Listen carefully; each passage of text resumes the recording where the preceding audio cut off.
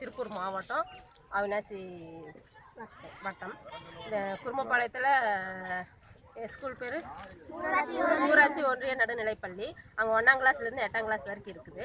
இப்போ புதுசாக ஒரு சார் வந்திருக்கிறாரு. அவர் வந்து 1 வருஷம் ஆச்சுங்களாமா.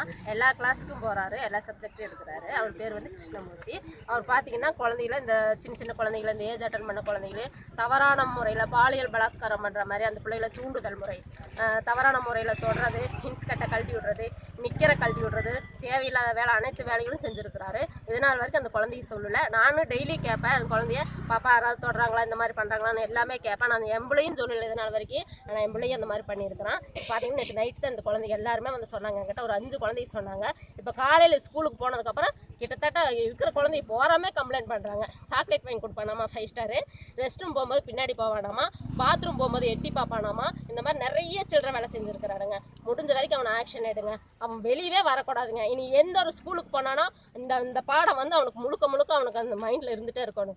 எந்த ஒரு ஸ்கூலுக்கு போனால் இந்த மாதிரி தப்பு செய்யக்கூடாது. அவனுக்கு வேலையே இல்லாமல் பண்ணுங்க. நீங்கள் முழுக்க ஆக்ஷன் எடுங்க. குழந்தைகளுக்கு வந்து நாங்கள் வந்து பாதுகாப்பு வந்துங்க வீட்டில் கூட இல்லைங்க. நாங்கள் விட்டுட்டு இதில் நம்பி விட்டுட்டு வேலைக்கு போயிடுறோங்க. காலையில் போனால் பொழுதோட தான் வரோம். முழுக்க ஸ்கூலில் தான் 8 மணி நேரம் 9 மணி நேரம் இருக்கிறாங்க. எங்ககிட்ட இருக்கிறது மினிமம் 4 மணி நேரம் 5 மணி நேரம் நைட்டு தூங்குறதோட சரிங்க. இவங்களை நம்பி தானுங்க நாங்கள் அனுப்புகிறோம். இந்த மாதிரியெல்லாம் தப்பு பண்ணால் என்ன பண்ண முடியுங்க சொல்லுங்கள் பார்க்கலாம். இது இப்போ ஸ்கூலில் கேட்டால் ஸ்கூலில் குழந்தைங்க மேலே தப்பு திருப்பி சொல்கிறாங்க. குழந்தைங்க அந்த மாதிரி செய்யுங்களா?